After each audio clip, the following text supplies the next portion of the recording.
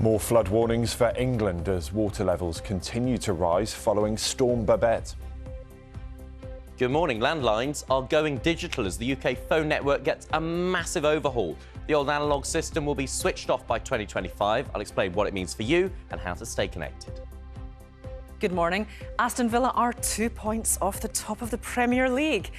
Labour says thousands of renters could be forced from their homes if a promised government ban on no-fault evictions in England is delayed. A new law will be debated by MPs today, which would end the right of landlords to evict tenants for no reason, with only 2 months' notice. Ministers maintain the bill will be passed, but Labour say they fear it will be watered down, amid reports of a backlash among Tory MPs. New research suggests better use of existing drugs may increase the chances of surviving cervical cancer. Scientists found after 5 years, 80% of patients who received a combination of chemotherapy and radiotherapy were alive, while 73% of them hadn't seen their cancer return or spread. Nearly 500,000 black and ethnic minority women in the UK are out of the labour market because of unpaid caring responsibilities, it is said. That's according to research from the TUC, which found that black and minority ethnic women are 12 times more likely to be unpaid carers than men. Former Olympic swimmer Becky Adlington has revealed she's had a miscarriage. The Olympic gold medalist said she and her husband discovered the news when she went in for a routine pregnancy scan at 20 weeks. Sharing the news on Instagram, Becky Adlington said, "I don't have the strength or words right now and don't feel ready to share the news. However, I can't pretend to be okay or fake a smile. I can't have people ask me how pregnancy is or when I'm due, as I still look pregnant. I don't have the strength to tell this news individually." She says, "We are so truly heartbroken. Our beautiful girl, rest in peace." The government grant available for households to install heat pumps in their homes has risen by £2,500 to £7,500. Around 8 million buildings will need to switch from gas boilers by 2035 in order to meet the UK's 2050 net zero target. Let's have a look at the front of today's newspapers. The Times, among several, to report that the Home Secretary, Suella Braverman, is demanding answers from the head of the Metropolitan Police after some protesters were not arrested for chanting jihad at a pro-Palestinian march in London over the weekend. The Sun leads on claims, apparently supported by a video shared widely online, that a London Underground driver used the train speaker system to lead pro-Palestine chanting. The Mirror, it focuses on the death of Sir Bobby Charlton, with a tribute from the England and Manchester United legend's younger brother, Tommy.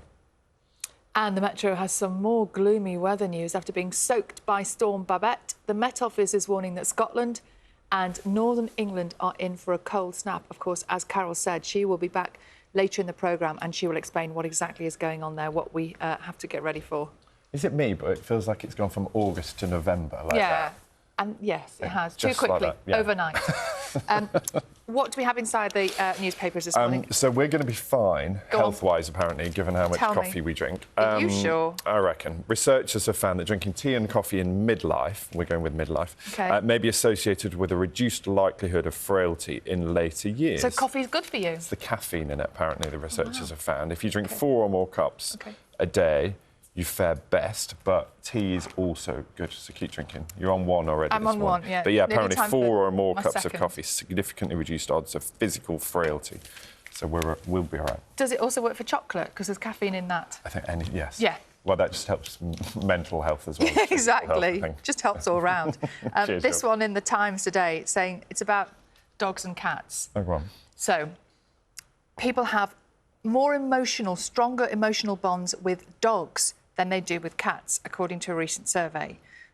I suppose that's I think that's true, because cats are so independent. They're yes, like, whatever. And maybe dogs need us a little bit more. Dog owners tend to have greater emotional bonds with their pets than cat owners. It is for a pet insurance company, so it was a survey of how much you need to spend on your dog. To make them like you more. No, dogs love you anyway, that's the whole point. No matter true. what you do, they love you. I'm not sure cats are the same. Cats are too aloof. Yeah. It's like, I don't care whether you're here or not. But still wonderful pets to have at home. Yeah, true, very true. This morning's papers. Pressure intensifies on Israel to negotiate release of Gaza hostages, is what The Guardian goes with. The FT also leads on the situation in Israel, with the US warning of a risk of escalation in the war as tensions continue to spiral across the Middle East. The Sun's front page is on the controversy around a viral video which shows a tube driver leading Free Palestine chants on an underground train, it says. The Daily Mail reports on Home Secretary Suella Braverman's fury at the Met Police after officers stood by as pro-Palestinian demonstrators called for jihad against Israel. The Daily Express also focuses on Suella Braverman, who will be demanding answers from the Met chief, Sir Mark Rowley. Stories also on the front page of the Daily Telegraph, and it has featured on the Times a headline: Braverman takes on Met chief over jihad protest. Grit and bear it. The Metro focuses on a different warning. The Met Office says winter is well on the way. The Mirror has a tribute to football legend Sir Bobby Charlton, led by his younger brother Tommy. And finally, hair we grow. Yes, the Daily Star says scientists have found the genes for baldness. Good news for some, isn't it? If you want to see any of those front pages again, or indeed want to read the stories inside, do scan the QR code on your screen.